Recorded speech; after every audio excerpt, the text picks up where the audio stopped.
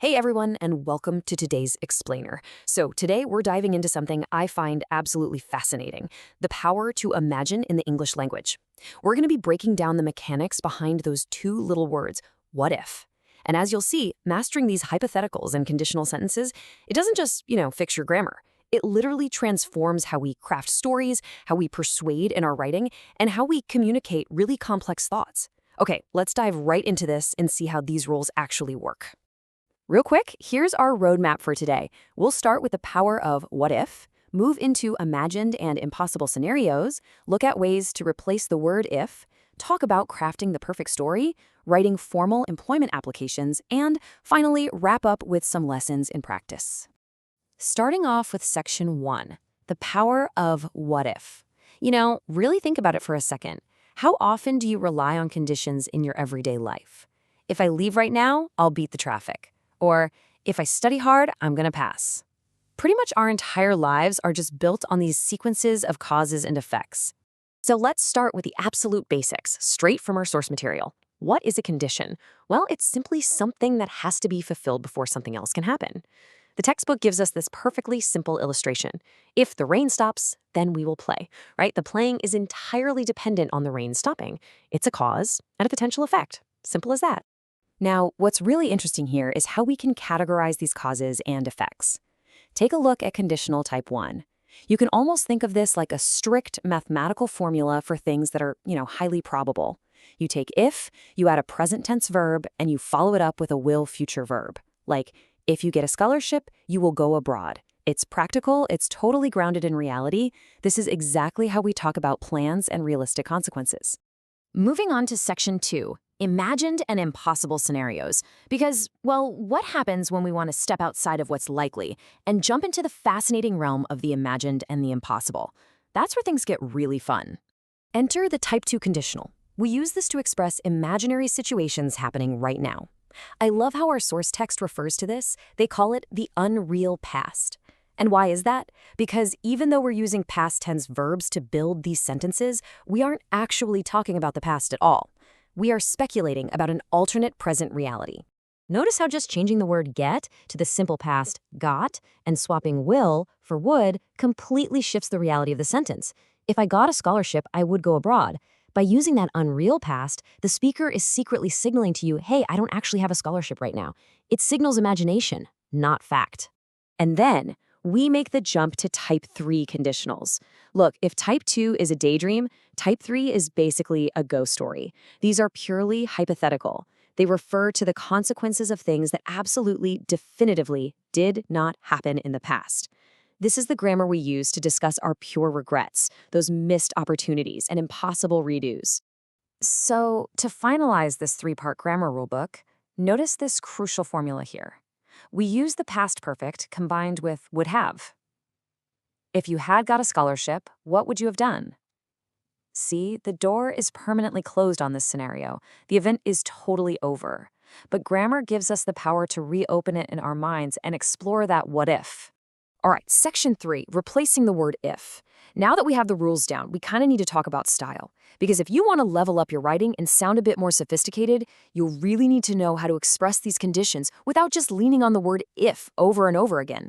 Thankfully, our source provides a fantastic toolkit of 5 powerful alternatives.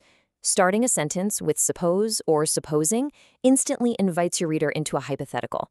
Provided that sounds highly professional, you'll see that a lot for permissions. Unless cleanly combines if and not, and otherwise is just a great way to show the negative consequence of an action. Throwing these in adds instant variety to your sentences. But I gotta say, my absolute favorite alternative from the text is but for. Take this dramatically simple quote from the source. But for air, we would have died. It's just so punchy. It perfectly and elegantly replaces that really clunky phrase, if it were not for. It saves words and definitely heightens the impact. Okay, section 4, crafting the perfect story. So you might be wondering, why does all this matter? Let's transition from grammar rules into reality. Mastering these what-if scenarios and conditional structures is exactly what allows us to craft gripping, tension-filled stories. Honestly, every good story is essentially just a giant what-if scenario playing out. Our source gives us some golden rules for composition here. You've got to build an atmosphere, Keep the plot simple so you don't lose your reader. Ensure every action produces a reaction. Have a definite purpose. And of course, build up tension. But here is the most reassuring piece of advice from the text. A story doesn't actually need a murder or some massive violent action to be effective. The best stories are often just about ordinary, everyday events that affect and change our lives. A practice paper exercise in the text illustrates this perfectly. Just picture a bustling street scene with a rickshaw, pedestrians, and vendors. That provides immediate inspiration. You literally don't need an explosion here. Just looking at that scene, you can start asking conditional questions to build tension. Like, if that rickshaw driver takes a wrong turn, what happens to his passenger's urgent meeting? The setting all by itself gets your characters in motion. Moving on to Section 5, writing formal employment applications. Let's pivot to a highly practical application of these English skills. Because storytelling is an art, but sometimes, you just need to get a job.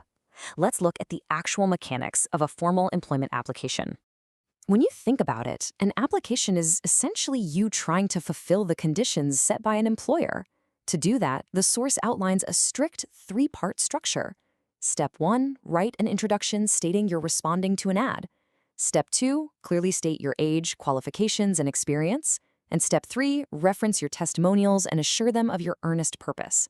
It's logical, it's structured, and it is entirely condition-focused. We see this play out perfectly in the text's example of Joe Varghese applying for a stenographer post. He doesn't just broadly say, "Hey, I am good at typing." No, he gives specific conditional proof. He details his exact typing speed of 40 words per minute and 80 words per minute in shorthand. It's those specific details, rather than vague statements, that actually make a formal application convincing. Finally, Section 6, Lessons in Practice. Let's see how all of this builds together. We are going to apply everything we've talked about, the conditions, the human psychology, the storytelling, to a genuinely hilarious reading comprehension text from the practice paper. So, the source gives us this fantastic mini-narrative. Last year, on April 8th, a man lent his friend Todd a single dollar to get change to pay for a taxi as Todd was leaving for Bermuda. It was a completely simple, everyday occurrence. But here is the inciting incident. Todd completely forgot about the debt. It's an incredibly relatable and, honestly, pretty funny everyday situation. But here's the thing. The narrator cannot let it go. Listen to this dramatic exaggeration from the text. He says, "If any man borrows a dollar from me, I carry the recollection of it to the grave." Notice the grammar there. He uses a type 1 conditional, "if any man borrows," to establish this extreme, obsessive personality trait. To him, it's a stated, unbending rule of his life. And then comes the brilliant plot twist. The narrator's obsession suddenly turns inward. This painful hypothetical thought creeps into his mind. What if he owes other men a dollar and is completely forgotten, just exactly like Todd? This perfectly demonstrates a type 2 imaginary situation. He's just sitting there completely tormented by an imagined, alternate reality about his own character. Which leads to the absolute comedic peak of the story. Driven mad by his own hypothetical thoughts, the narrator decides the only solution is a massive societal shift. He says, "I want to start a general movement, a back to honesty movement, for paying all these odd dollars." It is such a masterful escalation from a single forgotten dollar to a worldwide moral crusade, and it is all powered by internal what-ifs. And that brings us to the end of our explainer today. But I want to leave you with a type 2 conditional question of your own to ponder. If a friend forgot they owed you a dollar 12 months ago, would you start a back to honesty movement? Language is so powerful, my friends. Whether you're mapping out likely outcomes, dreaming up impossible pasts, or just stressing over a borrowed dollar, mastering your conditions truly puts you in the driver's seat of your communication. Keep practicing, keep asking what if, and I will catch you in the next explainer.